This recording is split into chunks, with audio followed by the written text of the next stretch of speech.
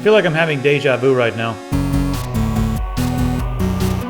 We're looking at the MSI R9280X, and this is the twin Frozr. It's OC. What's OC stand for? It just says OC on the box. I just read boxes. I don't do reviews. I have no idea. I think it stands for ocular cavity, because you're using your ocular cavity. It's overclocked. Boost clock goes up to 1050, and the base clock is at 1000 megahertz. Now, we've seen this card before, and I said I'm having deja vu right now, because this is a 7970, guys. Hey, it's a 7970. Now, this is coming, I guess it's coming out to replace the 7950, so it'll fill that slot, but it's really a 7970, so I'm kind of going to compare it to the 7970 to see if it's any faster. Just to give you a hint, it's pretty much the same speed. But I also wanted to mention that you guys can crossfire this with your 7970. Now, the GTX 770 came out, and that was essentially a GTX 680, just with a different sticker on it, but they would not let you run those in SLI. First off, let's go through the specs. Now, we took this thing outside into a rainstorm because the twin Frozr looks really awesome with beads of water all over it. MSI is going to kill me. That's okay, though, because, graphics cards like water. You should take yours out in the rain and then slap it straight into your system. And I will not take any blame for anybody that shorts out their system. Let's look at the ports on the back. We have one dual-link display port, and that'll support 20x60 by 1440. We have two mini display ports, and this will support 4K displays.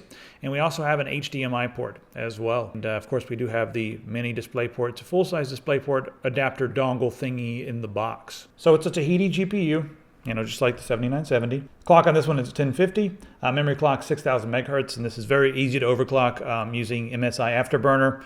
I was able to bump it up to 1100 megahertz without any problem at all. Didn't need to raise the voltages or anything like that. If you want to raise the voltages, well, we do have some military class components there, high quality capacitors. They're all solid capacitors from Japan, and then also the MOSFETs and everything. Just all of it is high quality military grade stuff under the hood, so you're not gonna have to worry that much when you're trying to overclock. And also the twin Frozr. It's a lot cooler and a lot quieter. Now, I do not have a reference card to test this with, but we did some of our own tests, and I'll get to that in just a second.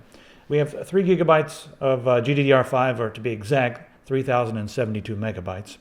Memory bus is 384 bits. Maximum power consumption is 250 watts under full load. Most systems that I've been seeing running this, under full load, with everything going, the systems are pulling 370, 380 watts maybe. So, about the same as the 7970 again. The dimensions of this particular card, 269 by 128 by 34 millimeters, and it's 849 grams. It requires one 6-pin and one 8-pin PCI Express power connector. In the box, we have driver CD, installation guide. It's a big fold-out thing. DVI to VGA dongle. We also have mini DisplayPort to regular DisplayPort dongle. We have a 6-pin power cable and an 8-pin power cable, and we also have our Crossfire bridge with the MSI logo on it. Let's talk a little bit about the twin Frozr, and then we're going to get to the benchmarks in just a second, and then we'll talk about the Crossfire. I think we'll do that in a separate video because that's going to interest a lot of different people. Now, we do have two 10-centimeter fans on this. They're using their quote-unquote propeller blade technology. It just generates a little bit more airflow than traditional fans, so that's really nice. And they're also really quiet. One of the other things that's nice about this, we have a lot of fins and some nice heat pipes going directly to your CPU core. Now, let's talk about our temperature test. I played Trine, which maxes out the GPU at 100%. I played Trine and I overclocked it to 1100, and I also played it at 1050. At 1100, we were getting around 81, 82 degrees Celsius. And then again at 1050, we were getting like 79, possibly hitting 80 here and there. And that is at around 30% fan speed, because I like a quiet system and I'm willing to let my components get to around 80 degrees.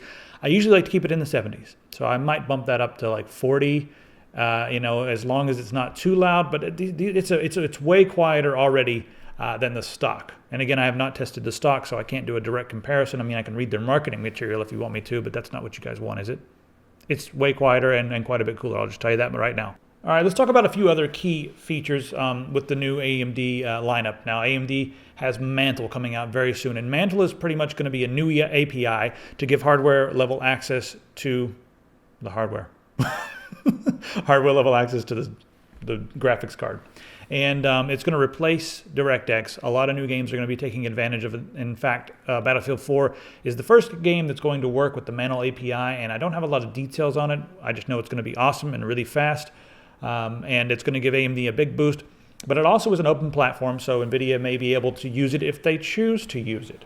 Also with MSI Afterburner, I'm using a version right now that actually does not recognize the graphics card, but it does work with the graphics card. It just doesn't recognize the name of the card and everything. We use that, easily able to overclock it to 1100 megahertz just by typing in 1100, pressing enter. It didn't change the power or anything, so it's probably going to be pretty easy to go a little bit above 1100 megahertz. I do want to note that they've also added in game capture, so you can record games just from right inside Afterburner. They call it Predator. So you can use Predator to record your games. All right, let's talk about benchmarks. In this video, I'm just going to mention the benchmarks for the R9 280X. And then in the next video, we're going to talk about crossfiring this with a 7970. We'll get into those crossfire results, and then we're going to talk about the frame times, because everyone freaks out about frame times. So first off, Battlefield 4, we're playing the beta, and we're also using beta drivers, 13.11 beta 1. We had to download those specifically for this graphics card. So we're using beta drivers, playing a beta game, probably a stupid thing to do, but what the hell, let's do it anyway. The R9 280X at 1080p averaged 55.92 frames per second. At 1440p, we got an average of 42.48 frames per second, and it did not drop down that low, so it was pretty smooth the entire time we were playing it, even at 1440p, and we were running this game all on ultra settings, so completely maxed out on ultra. I guess we should tell you what the rest of the system is. We're running this in an AMD 8-core 8350 based system. It's overclocked to 4.5 gigahertz, and a lot of you guys will be doing that. What's that? 4.6. It's Pistol's PC. 4.6 gigahertz to be exact. We've got 32 gigabytes of Kingston Beast memory, an ADATA SX900 SSD. That's a 256 gigabyte SSD for the OS, and then a 3 terabyte Seagate hard drive for storage. Sigmatech 850 watt power supply. And we'll put all the links to all the parts that we used for our test system in the description. Bioshock Infinite. Played at the maximum settings, DirectX 11, full depth of field, everything turned as high as it will go. And we only benchmarked this at 1440p because it's so freaking fast. At 1440p with everything maxed, 45.08 frames per second. Skyrim. Now with this one, we tested it with 150 mods, and we're using Project ENB at the highest possible quality settings. It absolutely is a destroyer of worlds when you turn it up that high. It's ridiculous. But we wanted to see how it would run. Completely ridiculous Skyrim. Because if you're going to be playing Skyrim on PC, you better play it this way. The R9 280X at 1080p, 49.56 frames per second. At 1440p, 40.64 frames per second. We did have some stuttering, and you may want to check out the frame time video. It was a little rough. This is one of the roughest games. This is in Battlefield 4, but all the rest of them are pretty good. Trine 2. The maximum settings with all the filters turned all the way up at 1080p, 79.04 frames per second. At 1440p, 47.12 frames per second.